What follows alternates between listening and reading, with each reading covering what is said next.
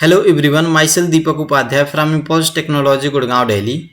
In this video, I will demonstrate you how to use Device Studio to study asymmetric dimmer reconstruction of silicon surface structure by using Nanodical software. So let's get started. This is my Device Studio, that is a graphical user interface for this Nanodical software. And this interface will help you to model the structure. You can do some modification, manipulation in your atomic structure, molecule structure, device structure as well. So first I would like to import the silicon from my local database. So for this you can select this file option, go to the import option, select this import local, and here you can see this is the material database that exists inside this software, where you can see 0D material, 1D material, 2D material, 3D material, and some organic material is there. So for silicon you can select this 3D material, select this semiconductor, and here you can select this silicon, and then you can click on this open. So this is silicon crystal structure that I have imported from my local database.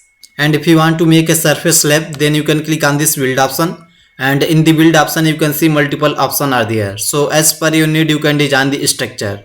So I would like to select this surface slab, and here you can see this is the Miller indices scale value. So I would like to select 100, and then you can click on this build option. So this is the surface structure of this silicon atoms. Right click on the dashboard and select labels, and then you can click on this supply.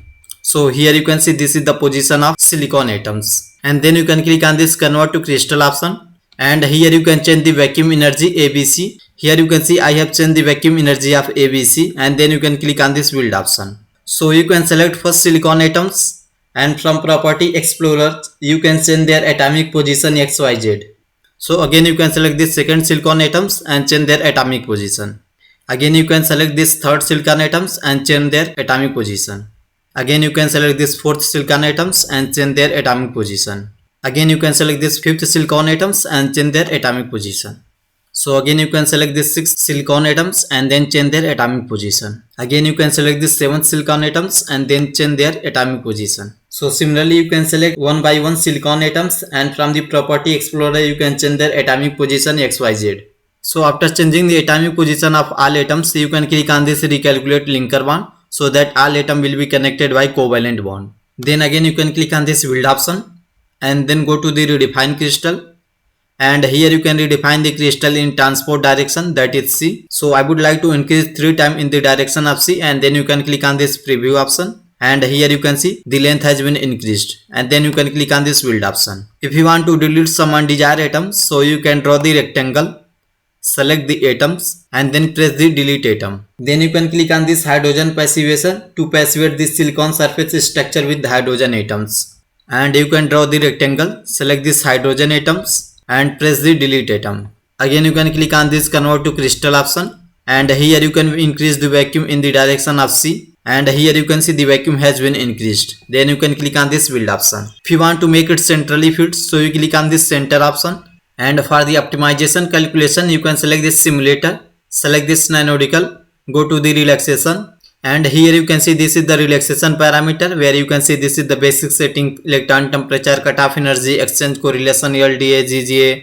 This is the K-point sampling, this is the relaxation method, this is the molecular dynamic, and this is the conjugate gradient.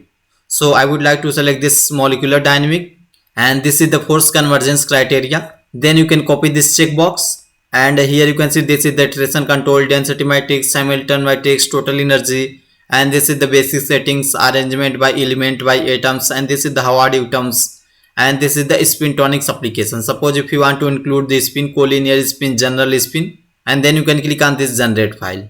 So once you click on the generate file, in the project window you can see the relax.input file has been generated. So you can select this file, right click, select this open with, and this is the script for this silicon surface structure, where you can see what parameter we have defined. This is the calculation name, relaxation, and this is the method of this relaxation, MD, molecular dynamic, and this is the force convergence criteria, and this is the basic settings: electron temperature, cutoff energy, exchange correlation, and this is the K-point sampling, and here you can see no spin is included, and this is the iteration control, and this is the atom and their Cartesian coordinate point. You can right click on this relax.input file, select this run option. And if you want to run the Java on parallel, suppose 5 core, 10 core, 15 core, so there is no limitation of core, you can define up to 128 core.